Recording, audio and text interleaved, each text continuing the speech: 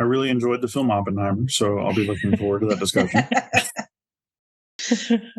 I should watch it at some point since that's going to be a discussion. Yeah, I haven't watched it yet either. It's fantastic. Christopher Nolan is really good at putting anxiety on the screen.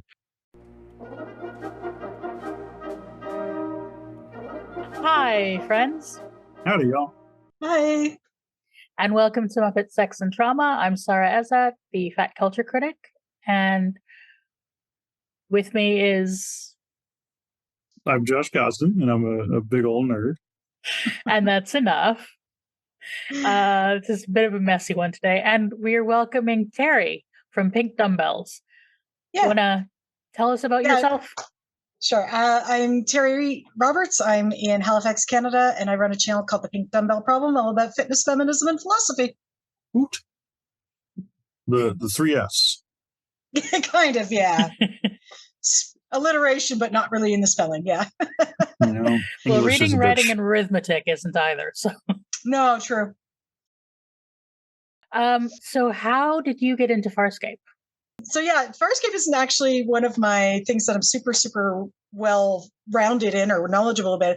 I've been more of a fan of the Muppet Company and the Jim Henson Company's work from the start, starting when I was a kid with the original Muppet Show series. And I just kind of followed all of their various properties throughout. And Farscape was on at a time when I was heavily into finishing up my academic work in my younger life and didn't always have access to a television or cable to watch things on. So I only really got dribs and drabs of it as I went through. And I've watched it probably not all in order over the years. So I'm a little squirrely on some of the narrative. That's all right. You're in good company here with me. Okay, yeah. I mean, I know who they are, but I don't remember when they all showed up. Yeah. We've been going through the episode by episode for the last couple years. I'm a super fan. I guess I watched it a bunch of times. And Josh, this is his first time through. So okay. We've been going no spoilers. And we were joined by our friend Jack, but he has health stuff, so that's why we're having guests instead for a while. Well, I wish him the best and hope he gets well soon. So yeah, so we are here to talk about Self-Inflicted Wounds. Self-Inflicted Wounds was written by David Kemper and directed by Tony Tilsey. The crew are searching for a planet where Zhaan can heal when they are interrupted by the appearance of a wormhole. Zhaan wants to stop and investigate, but suddenly there is a ship coming out of it, and in a bit of a wormhole fictiphysics collision thing, the two ships collide and merge inside the wormhole. As the crew are coming to grips with another ship in their ship, the other crew appear. They can't understand each other until the DRDs inject one of them with translator microbes. This is Pathfinder Neala. She is in charge of a science vessel studying wormholes. Her crew is skittish and xenophobic, but she agrees to work with the Moyans to find a way to separate the ships. The whole situation is too much for Pilot, who is swamped by Moya's sense data from the wormhole and the other ship. The crew have to disconnect some of the sensors, and even then, he's unconscious. If things weren't complicated enough, Rigel messes with the last of the Interon cryopods, waking up a leather-clad, red-headed girl named Jewel. She's confused and angry and disoriented. But as John points out, that's life on Moya. The crew wake up Pilot and attempt to starburst free of the wormhole, but that only makes everything worse. One of Neala's crew is injured in the chaos, and Zhaan attends them. Tensions are running high, and Dargo and Gianna are both reeling from their breakup. Aaron tries to help Dargo talk out his feelings, but they are interrupted by a big CGI snake. So now there's that to deal with as well. Neala needs data to get a better idea of what's going on, so John and Rigel take his module to do some wormhole retcon with a Pathfinder gizmo. Rigel argues they should run for it, and the two of them come to blows, leaving Rigel seething and scheming revenge, which he tries to get by turning Jewel on John, but it doesn't work out. Back on Moya, the ship is deteriorating, and Pilot is completely out of it. Meanwhile, Neala's crew seem to be dwindling as they try to repair their generator. When John returns, Neala declares that they can only save one ship, and so a choice is presented. Moya and Pilot, the living beings, or all the knowledge contained in the Pathfinder ship?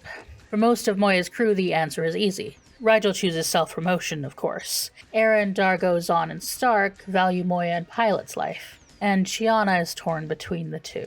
But John is torn over the science, and Harvey is playing devil on his shoulder. His choice gets even more difficult when the Pathfinder gizmo shows an image from Earth.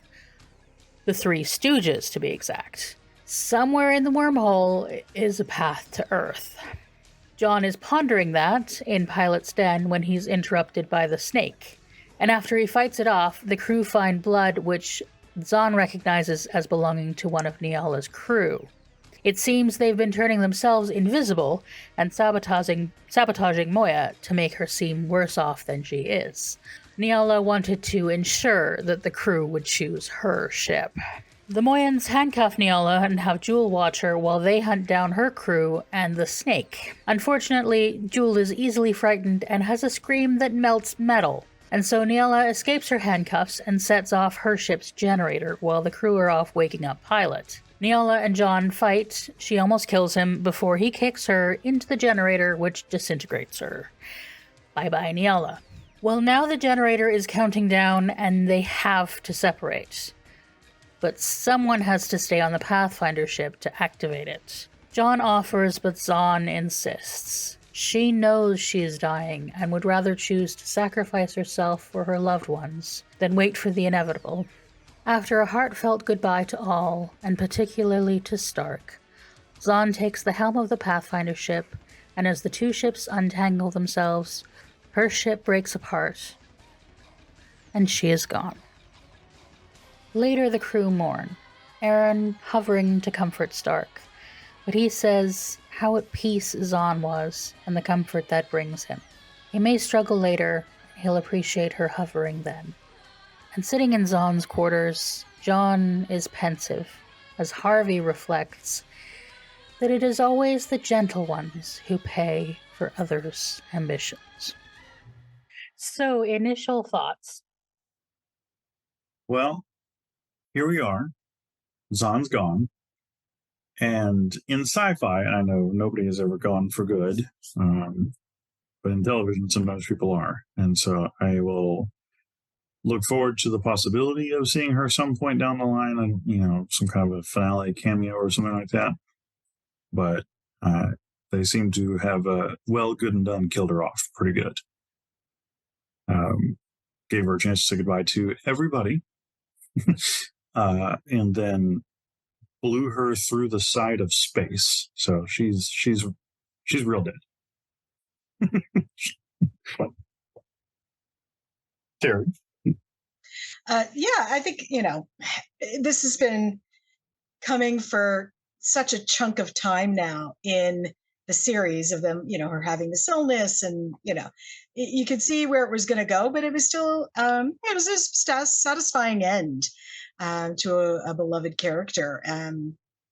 The TV wasn't into the thing that they do now of the whole gotcha moment of your favorite character getting killed in some completely random and unexpected way. I mean, we had the prep time for this one.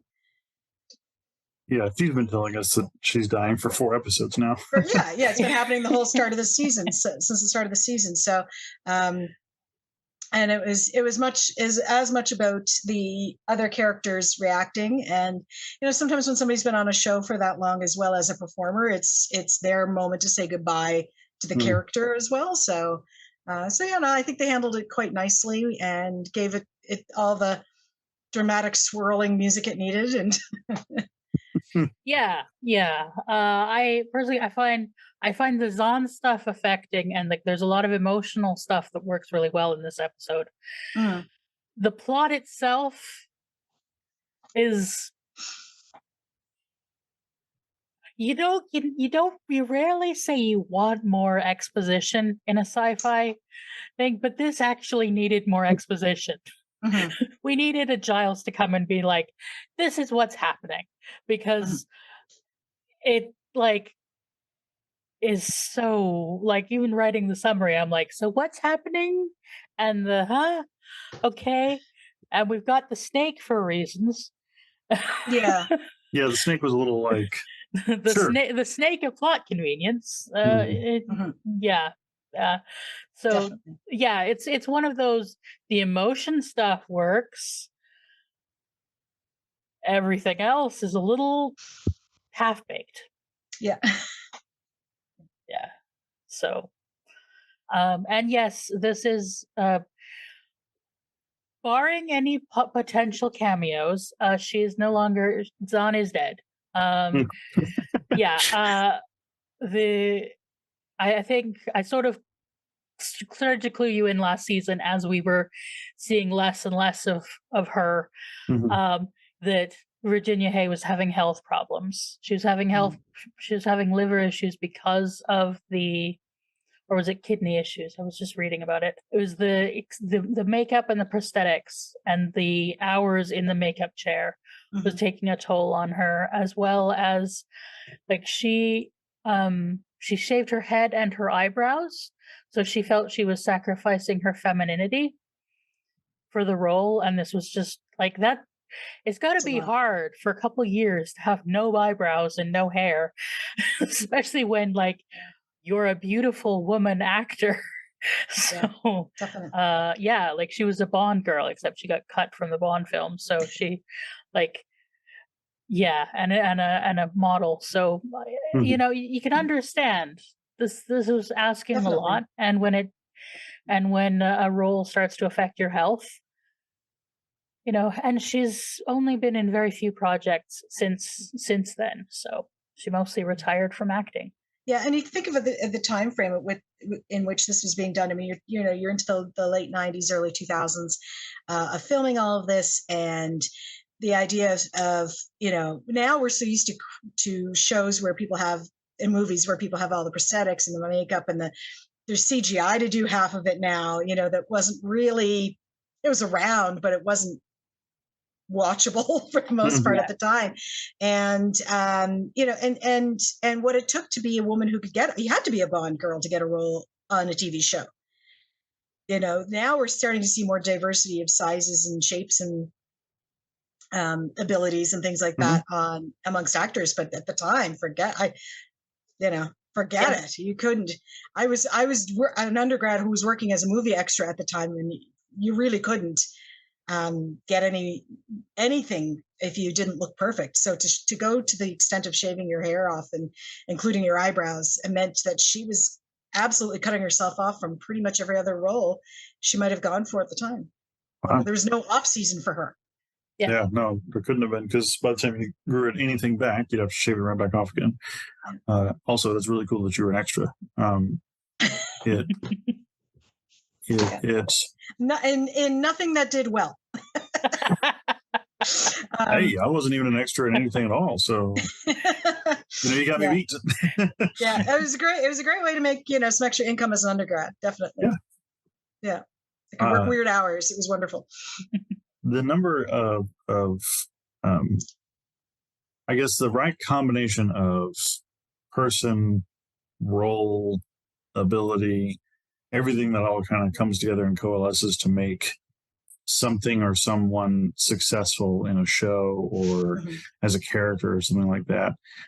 I kind of take it for granted when I look at a TV show and I see, Dave Bautista, done up like a Sharpie in Guardians of the Galaxy. Yeah. and it's just like, oh, okay, yeah, they found the right guy and, just painting him up and all that kind of stuff. But thinking about all of the ways in which everything that is required of an actor can go wrong. Yes. It's a miracle that everything works out the way that it does in any successful anything. And Virginia Hay really turned it in this show, and like I absolutely just really appreciated it and adored her acting all the way throughout. And so I'll be sorry to see her move on from this episode, and I'm looking forward to seeing kind of how the crew deals with that fallout and having a little bit of emotional processing of my own as they do theirs, all that kind of good stuff. Yeah. So we have a new character. Instead, we have Jewel. We do. And she screams. She screams a lot. The costume is great. And interesting. Yeah. The actress's name is Tammy McIntosh. Mhm. Yeah, she's a talented actor who came up from the soap world, which is, of course, big in Australia. Mhm. And yeah, she doesn't do much in this episode. She No, screams. she does. You know, she screams and She she screams. whines a lot, and that's about it. Yeah. Yeah. No, she was on Wentworth the last couple of years too, wasn't she? Was she? Okay, I never watched that. Oh, yeah. That's been the big show from Down Under the last little while. We don't get to know the actors down there, except in some of these sci-fi shows that they that are filmed there. So it's nice to see a face that. Yeah. Random exports, yeah. No, I like the contrast of her. It seems like aristocratic upbringing with the rest of the crew, which leaves me excited about future potential character interactions. Her and Rigel, because now we apparently have two spoiled brats on the show. 3 really, if you count Shiana. And yeah, watching her just kind of imagining like waking up from a coma in the middle of a crisis. It'd be like if you were, it'd be like, waking up from a coma on the Titanic the night of and having to like deal with all that. Yeah. Welcome to USS Butt Crack, indeed. Mhm. Yeah, that was a great line. Yeah. So looking to our characters, I was thinking about Dargo's journey in this episode. We do get a bit of him processing the emotional debris from last episode. God, yeah, I loved I guess the emotional maturity of Dargo. I feel like everybody should aspire to the level of that Luxon's self-awareness. Yeah. Just kind of the way that he was like, I didn't pay attention to her, John, and she needs attention, and like, yeah, and he's like, I wasn't ready to talk about it. And I was like, yeah, man, tell him about it, cry it out, buddy, you got this, you're doing fine. Like I was feeling it along with him. And I particularly love when he says he's obviously not ready to forgive her because, well, she slept with his son. That is not a thing that's easy to get past. But when she is terrified and he isn't ready to forgive her or anything, but he won't leave her alone in her fear. So I think is particularly beautiful moment. Be honorable and a good friend, even when she's just shagged his son. Love is a complicated emotion. It is. Yeah. I don't know how any of you guys are with any of your exes, but I'm on good terms with most of my exes, and I feel like if any of them were having a hard day, like being trapped on a ship that had been stabbed by another ship in the middle of a wormhole, I would probably still be very, like, you doing okay? I don't, chin up, pal. Like love is a complicated emotion. Love has the opportunity to kind of weave its way through grief and pain and anger and hatred all at the same time. Yeah. It's weird. Yeah. Any thoughts, Terri? Well, yeah, it was neat how what they were experiencing emotionally was sort of like a little like character check-in, right? If you get the very sort of almost stereotyped, almost like stock characters. Each of them are characters we've seen in other iterations, very similarly in every sci-fi show and every soap opera practically too, over the however many years you've been watching TV, and yet they had these little moments to sort of do that check-in and go, yeah, I'm still the tough guy, or yeah, I'm still whatever their character is, and yet they have like basically like a check-in to say they're still the established character. They're not going to suddenly start becoming some bunch of sappy crying characters that they're not, but they are going to react in their character's way to what's happening. They kept it together. The showmakers made a commitment that everything that happened would have consequences. Yeah. Thankfully. I appreciate that. And from a writing standpoint, nothing happens in a vacuum, even though it's space. Yeah. So we get a little bit of an arc from Rigel, which we rarely do, but we do actually get an arc from Rigel. Yeah. Growth from the puppet. And we get some of my my favorite aspects of Rigel, some of the kind of like hidden away empathy, the actual give a damn, the compassion that he really actually does have, but that is mostly hidden underneath his selfishness and poor impulse control. You know, it's a little like distracting your Uber driver while they're driving down the throughway. If you're going to try to, like, you know, wormhole, normal space, wormhole, while they're going along, and then it's also, I guess, like trying to take the wheel from your Uber driver if you're going to try to make that decision on their own. So it was one of the rare times where I feel like both Rigel's selfishness was well executed and the crew's reaction was very proportionate. Like John was like, bah, moving on. Do not fight your Uber driver.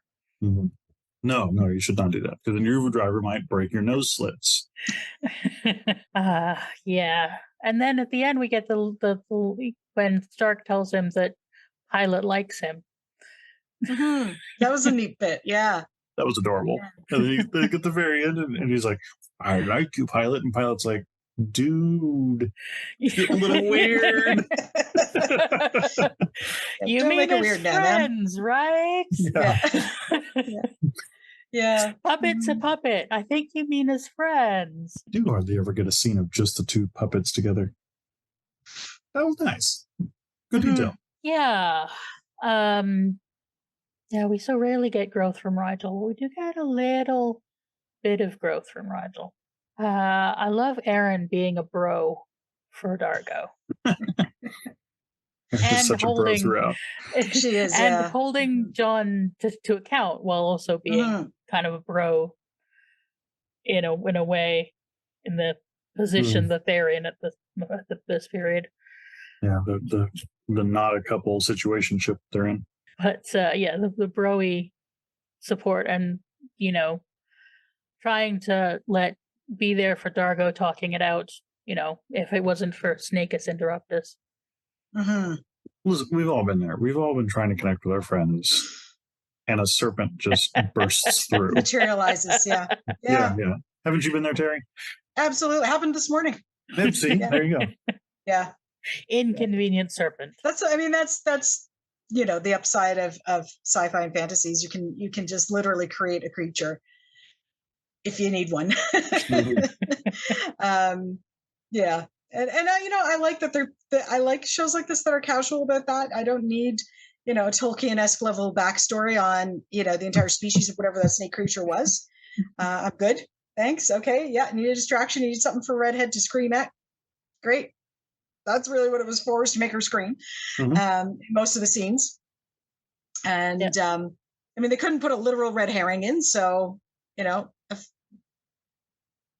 whatever you'd call that creature, that's what it was. You need to make your character hang from a cliff when you're going to have a cliffhanger. Yeah, but not a huge amount of growth for Aaron, but definitely, I think, showing the growth that she's had to be in this place and be, and they let her be on a very slow climb throughout. Yeah. Right? I know you haven't watched you say you haven't watched it. I don't want to say anything that sounds like a spoiler. But I think even so far, like Aaron's growth is my favorite part of the series. Although I really do love, we've got a new kind of Harvey here. I like this Harvey. I like what would we call this kind of a Harvey? He's helpful. He's toxic. Like, he's got your back and he's going to look out for you in the most selfish and manipulative ways possible. Yeah. It's like, he's the one who makes John realize that Niall is probably going to betray them. Mm-hmm. Because he can think that ruthlessly, or he can think that ruthlessly more easily than Zhaan can on his own. But he's also like, hey, don't you want to just like fly off into the sunset, just you and me and all this wormhole knowledge? Yeah. In our beautiful tuxedos. Yeah. Yes, I love that. We're starting to get a look at John's mind palace kind of thing a bit more than ever before. And yes, we've got the tuxedos and the but the two of them kind of end up playing off each other like Abbott and Costello used to do. A little bit. Yeah. Like that's Harvey where your and brain's Costello. going there. Yeah. It's not quite who's on first, but it's no. You could see them second? Or diving into that or devolving into that in rehearsals very quickly, right? And the tuxedos just kind of lend it that visual moment to it, right? That if you know those performers, some of their work, you can see it. Mm-hmm. Yeah. And John and Harvey in the Scorpio suit with the suit is just such a great image. You can tell they were sort of working towards that ever since Crackers Don't Matter. Working towards like, how do we get him in costumes? Yes. Or a Hawaiian shirt over him, obviously. So, with an unbuckled bow tie as well. The bow tie hanging off of. It's interesting because from our perspective, we see John's perspective because we have that luxury as the audience. We see John's perspective where Harvey is actually a little helpful. He's a little useful. But the rest of the characters don't really have a good grasp on that at this point. The rest of the characters are worried about John. They're worried. And Aaron specifically says that he's still talking to Scorpius. Yes. Which is how they see it and how they saw it. And so I'm very curious to see how Harvey is going to evolve, throughout the season and kind of what that's going to do with his relationship with John and then in turn John's relationship with the rest of the characters. Yeah, it's fun. Thanks. do you have any thoughts on the Three Stooges of it all? Are you going to give us an impression? Well, not anymore. You can't put me on the spot like that, Sara. No, I actually was trying to, as I was watching, I was trying to pull a little bit of Stooges out of it, of why the Stooges, why the writers chose the Stooges. And other than the fact that they are a wacky family whose antics hurt each other, but also they love each other, there wasn't really like a tether to this episode from the Stooges that I could pick up on. And whether or not I'll do my curly, we'll just have to wait. There's no telling. Apparently, I Love Lucy was another one in the running. And Mr. Ed. Oh, yes. Somebody in the writers' room was feeling nostalgic. Yeah. Well, the thing is, you want something from a period that they're trying to say within 40 years of Earth, so they're aiming for like something old enough that it would be broadcast out into space. Yeah, but I appreciate them not doing the Contact thing of being like, what's the first thing humans broadcast into space? Let's show that. Because that is the Nazi, that is Hitler opening the Olympics. So don't do that. There's enough fascists in this show. First impressions are very important, especially the aliens. Yeah. But I did catch that, and I'm making note of that John's theory is that the wormhole mouth that he got swallowed up in is about 40 light years away from Earth. But then also, I swear to God, I jumped right off my couch when Zhaan was in her room, right when they first got thrown in, and it was just like, Earth just really casually went by the window. Which, of course, she has no concept of. She's just like, oh, it's a planet. It's just a planet. Yeah, but I was like, did everybody see that? It's Earth. Yep. Or at least it's a planet with a single moon. My green ball with a single moon. Don't do this to me.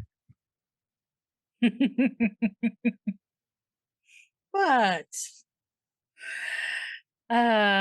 So yeah, let's talk about John's experience of this. So John, our man John, he is in an interesting spot because he has come so far in his these are my people, these are my friends, this is my new home kind of a thing. But the very second that he's confronted with the opportunity to continue to investigate the wormholes, he jumps at it. Mm-hmm. You know, even at the expense of tossing Zhaan into the helpful healing dirt that they were apparently just half an hour away from. Mm. And so he's very excited. And I you know, to me, it's not a mistake that the episode is, that the duo is named Self-Inflicted Wounds, and that there's literally a stab wound on Moya, because everybody is pretty much all the characters are where they are as a result of choices that they've made. Mm-hmm. Not the least of which John's eagerness to investigate wormholes, possibly at the expense of his friends, the people he cares for, getting them into this mess in the first place. Mm-hmm. And then, like, considering casting off Moya and Pilot, which I always think about. That time that they were chopped Pilot's arm off. Whenever we talk about whether or not Pilot and Moya are expendable or are worth saving or anything like that. Mm-hmm. And so that was heavy on my mind during that debate that they were having in the maintenance bay. Yeah, because it was mostly, apart from Rigel, it's the people who chopped the arm off who were now adamant that they stay for Moya. Mm-hmm. Absolutely. And I think the reflection for John is the Pathfinder crew, who were all ready to sacrifice themselves for the science. Yeah. Like, to the point of literally inflicting wounds on themselves by the thingy to get radiation poisoning so you can go invisible. Yeah, the Invismo Phantasmatron or whatever the fuck it was called. Yeah, which she is and Niala is sending the poor little girl mm-hmm. to yeah. Yeah, it was quite a we could use a bit more of, like, I don't know, the expendable aliens are a bit expendable, considering that I think it is an interesting reflection that these are, scientists being sent to their death for science, and also, like, the whole thing about how if they don't do it right, their families die. There's a lot that's sort of there's a lot that's kind of conveyed, but I don't know. It's this episode is a bit mucky. Well, maybe we'll see more from them, because if I understood all the exposition correctly, that Moya is now broadcasting a signal on behalf of them. Maybe it is an interesting reflection that we have, and this commitment to science that at all costs. At all costs. Yeah. That's the that's like the thing.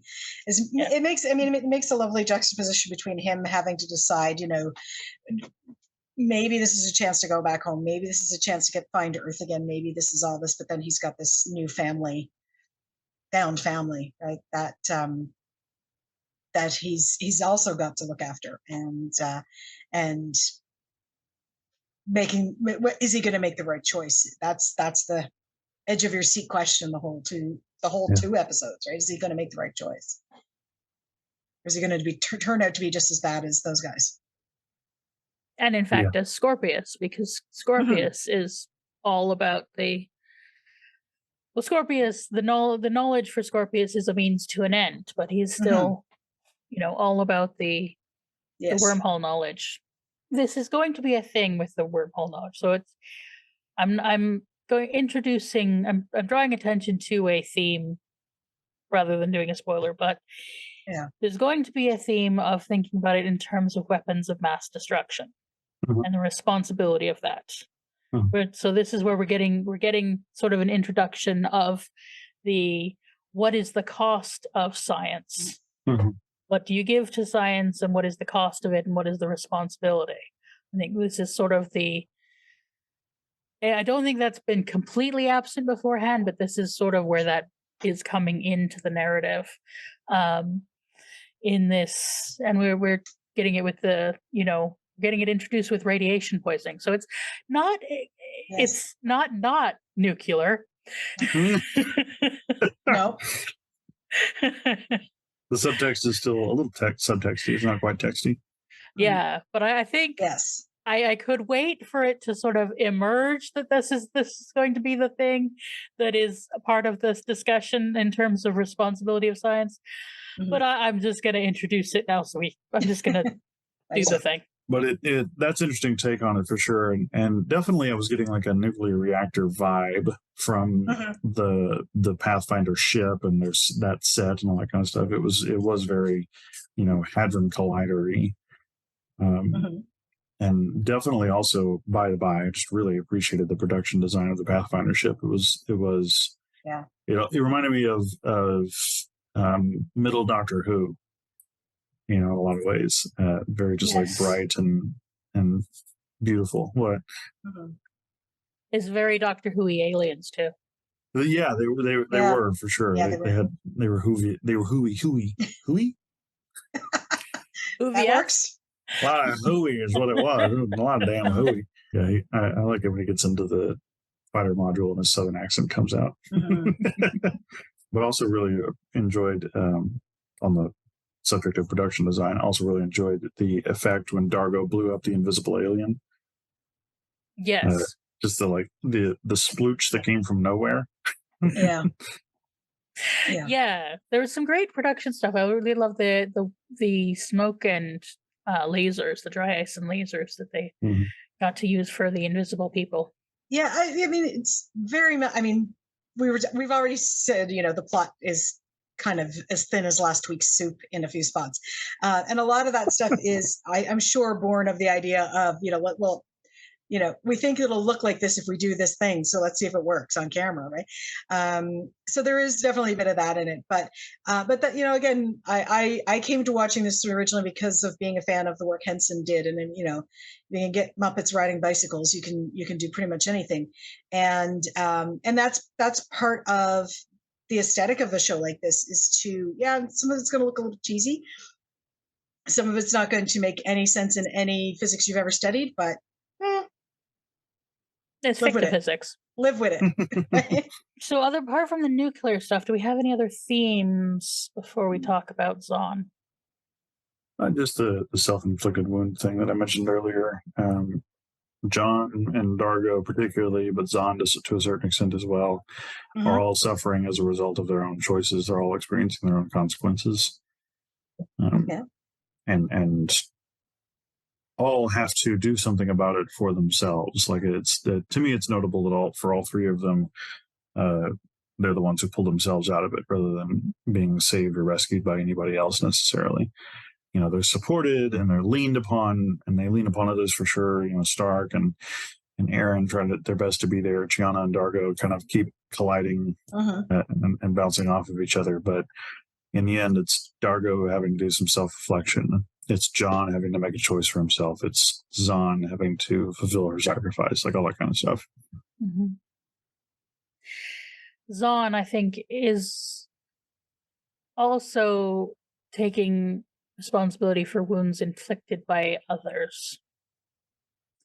She's accepted that, but I think there's a reason Zhaan is reflecting at the end about people who suffer for other people's ambitions, because she is suffering. It's her choice, but she took the suffering that he caused when he was, inhabited by Scorpius. So, whether we'd actually hold him responsible, I think he holds himself responsible, as I think does Aaron. Somewhat, that Zhaan is paying the price, and through Zhaan, Stark, because Stark and Zhaan really are a pair in this episode. In that he who is open to everything. I mean, I've done a reading on him where I think he is coded autistic. Mm-hmm. With the way that he is so open to the world with no filter when he takes his mask off. And with the mask and everything, like he is the one who is feeling the wounds of other people's choices and feeling the wounding of Zhaan dying. And then there is, of course, Zhaan coming to terms with her own death this episode, which is a lot. So do we have any thoughts on all of that? Yeah. I mean, it's a storyline that's been done a bazillion times, and I'm sure will be done a bazillion more, where you've got somebody who's dying anyway, who sacrifices themselves at the end so that they don't have a suffering death of lying in a hospital bed. And they get to choose when they go. So it's a last sort of wrenching of control of the literal last moment of her life. Gets to be on her own terms. But also because she's been the very spiritual character, and she's talking about finally meeting her goddess and all of that stuff. There is that extra layer in it for her as a character, which is really neat. I thought that made it a little more interesting than the usual, war story variation we see in all of those films. Yeah, because it's not in the war stories. It's often like, well, if I'm going to go down, I'm going to choose how I go down, and I'm going to go down fighting. Damn it! And for Zhaan, it's I don't want to die unless I'm in a state of redemption. And so choosing to sacrifice herself for others fulfills the harm that she's caused previously in all the ways that she's tried and failed to make up for it.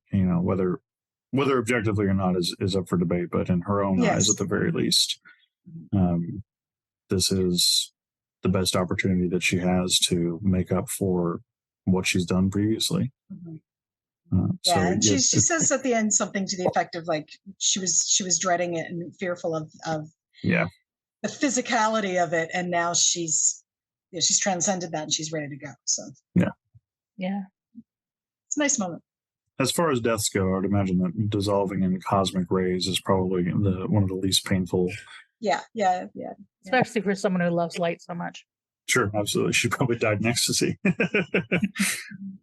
But she has a little moment with every character. Yeah. Yes.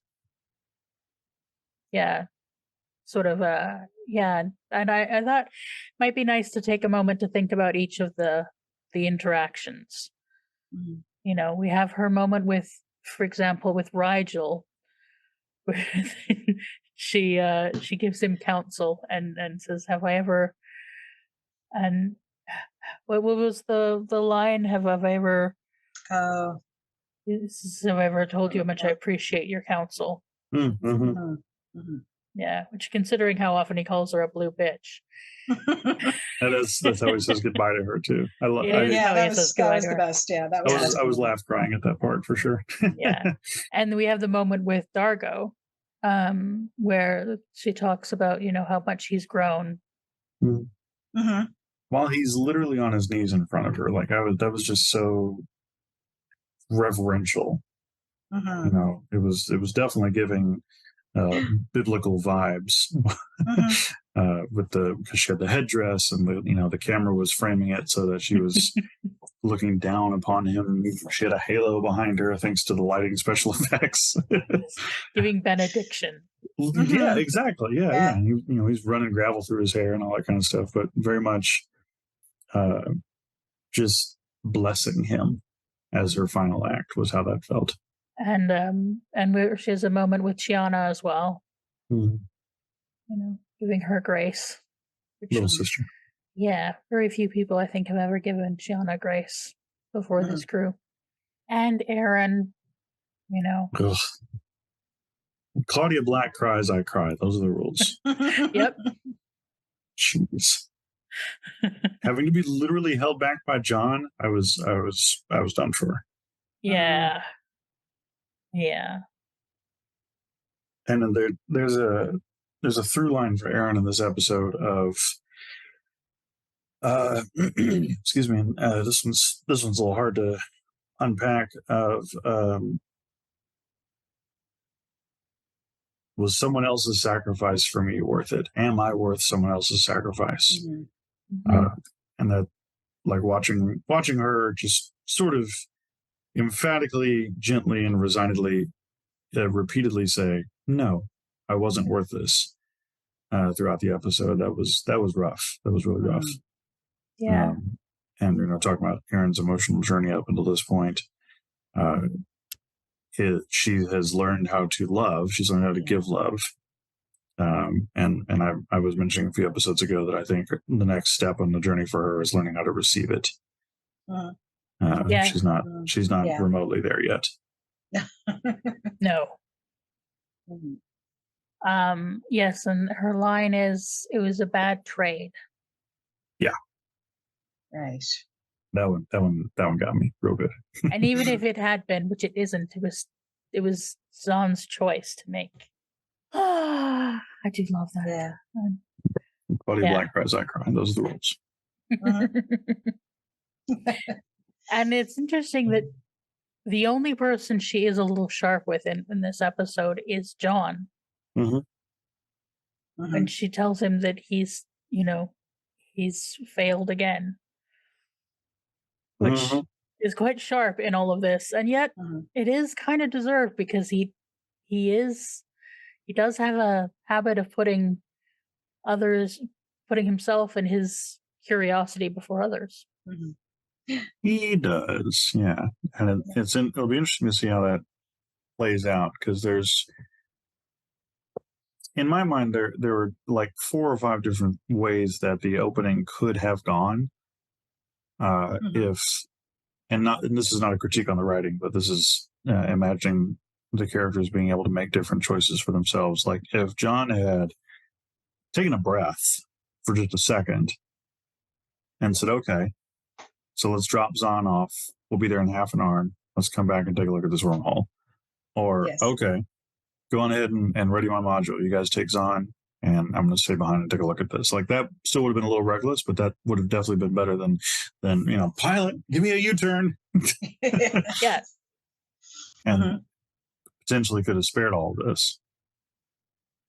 Although, whoever approaches a wormhole expecting to get stabbed by another ship. No. Yeah. But it is like, focus, dude. Yeah. Focus. In as much as this is like a very cosmic karma kind of a consequence, it was also completely unforeseen and like unanticipatable. Anything else? Any other observations? I like Jules' hair changes when she's angry. Yeah, that was neat. Yeah, that's neat. And the metal melting scream. I just wish we didn't have to hear it. That's definitely one of those, like, sounds cool on paper superpowers. But when it turns into the execution required of a special effects team, it can be a little rough on the audience. Yeah. I did like towards the end too. They had her sitting with Nyala, waiting to see how this was going to play out, and it made for a really interesting visual juxtaposition of those two characters. And there was, I think maybe this is a more modern reading than was intended at the time, but I think there was a bit of a hint of respectability politics going into that. I mean, she's literally in a leather collar and bustier. And and you've got this other very, very prim and proper scientific woman with like a collar up to here and a skirt down to her toes, but who turned out to be the better person, right? Right. Yeah, I think that's a valid reading. That was how intentional that was at the time, but today we call that respectability politics, right? The one who's nicely spoken and polite and professional sounding and modestly dressed is not the good guy. In this episode, and I like that they did that. Although Jewel isn't exactly the good guy either. We got a lot of slut shaming. It's a lot of slut shaming of Chiana, even though from Jewel somebody in a leather collar and bustier. Yes, exactly. I do appreciate Chiana's response, though. When she's complaining about the the shoes, and she says, "Well, for me, sex acts." Yeah, that Mhm. She's was just good. like, "If you're going to call me a slut, I'm going to insult you with it." Gonna own it. Yeah, and she is Gianna. It quite literally, if the shoe fits, wear it. Yeah. Yeah. So we'll get to see more of Jules' personality in the coming episodes. Yeah. Looking forward to it. Okay, so the next episode is called Different Destinations. Okay, so that gives me no clue about the plot whatsoever. Do you want to guess anyway? They're going to an airport. Okay. Anything going to happen at this airport? Well, they're gonna get through. They're gonna look up at the board, see, and they're gonna try to find their different destinations. Terri, No, do you want to make If any that was the wrong- any wrong choice? Any wrong guesses? if that, Josh, if that was the plot for a romantic comedy in the 90s, you'd have nailed it. I think that's the I opening think there was scene a from a plot for a number. romantic comedy in There the was, 90s, actually. Yeah. either missed my calling or I absorbed a lot. There's at least one Tom Probably, Hanks yeah. movie like that. Maybe Yeah. Yes, at least one. Yeah. Yeah. Terri, do you care to make a wrong guess? Well, yeah, no, I don't think I can beat that, but if they figure out how to make different ships work, maybe they can start picking different destinations to go visit. They now have a second ship. Mm-hmm. The Dargo's the ship that Dargo's interested in. They figured out how to open it. Right. That's all they figured out how to do so far. So, okay. Favorite parts. What is your favorite part of this episode? Would you care to go first as our guest? Again, I really liked the two female characters being played off of each other there at the end, and which one was going to survive being the guesswork, right? Like, where are they going to go with this? I like that there was some nice play there. Like I said, we said early on with Rigel, and then later towards the very end when Pilot, I guess I want to say, got rebooted. When it literally and figuratively got rebooted, and he got booted really and rebooted. Yeah, and there's some really lovely work with the puppetries and the humans working together, and some of that too. That's one of the things I watch that stuff for. So yeah, I love that. Josh, favorite part? I think it actually was Zhaan and Dargo's goodbye scene. Like the acting and the shooting and just all very top notch, and definitely amongst all the characters, I definitely feel like Dargo and Zhaan had the deepest relationship, and so I appreciate that they gave that their due. Yeah. I think for me, my favorite part is actually, well, it's Stark's two big moments. The one where he talks about absorbing all the evil and his feelings about losing the one person that seems to balance that out. But then when he's actually lost her, but it's in this beautiful way, he's so at peace, even though he knows that he is going, there's going to be mourning to come. Right. And so I love those two moments. This is where I know you haven't bought into Stark, but this is where I start to really love Stark. He's all right. Is like, because he's just so open to the world, and yet, he does find a way. He's got a sort of honesty that is just so naked.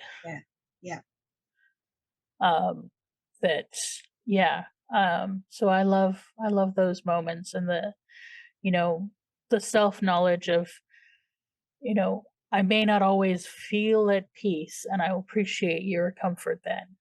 So, yeah.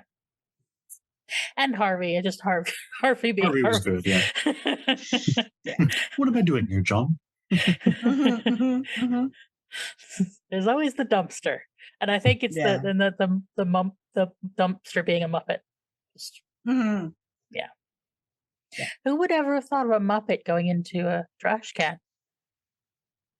It makes sense in the Henson universe. It does. Somehow it really does. I mean, they've done it on Sesame Street with Oscar the Grouch for 50 odd years. So I guess it's not bad. That would be what I was hinting at.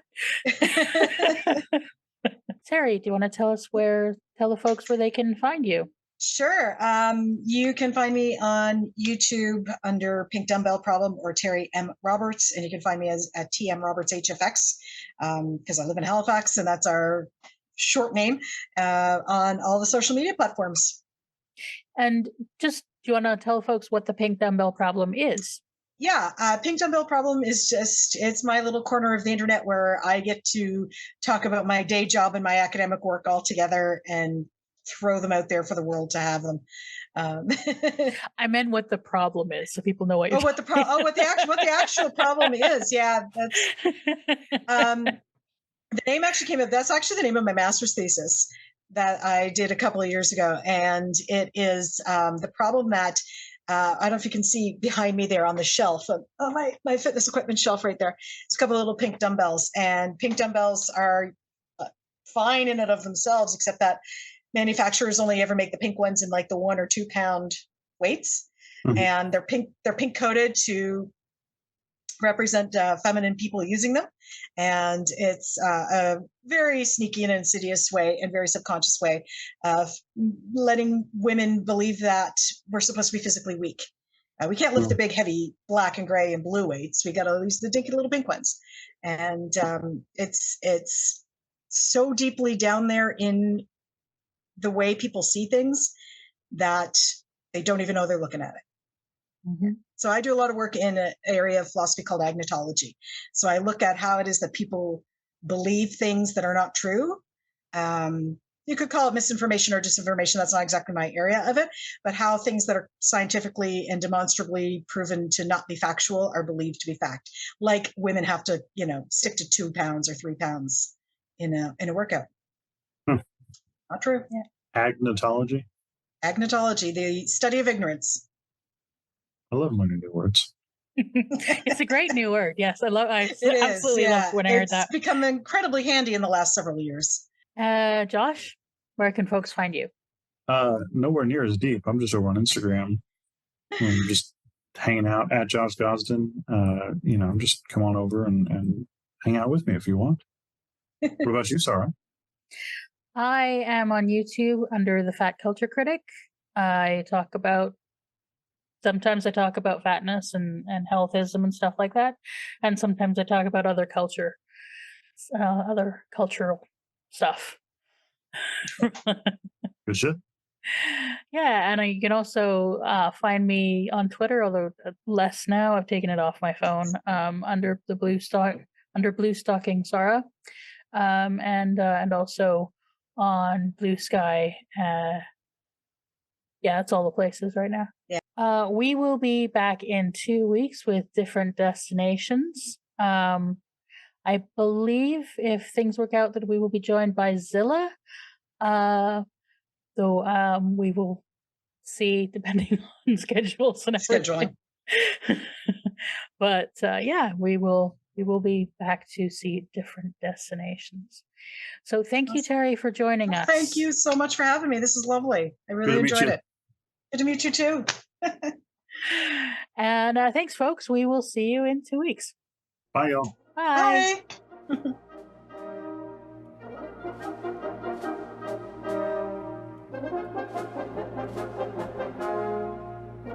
For the longest time, I feared physical demise because my spiritual essence was suspect.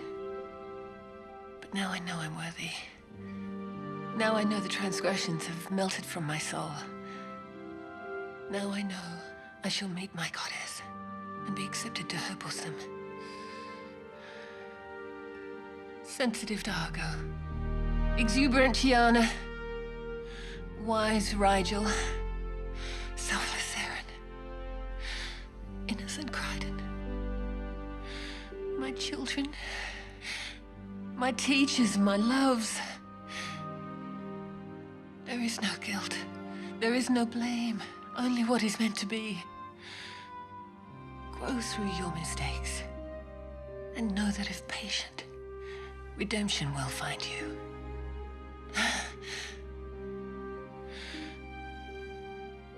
Wait for the wheel.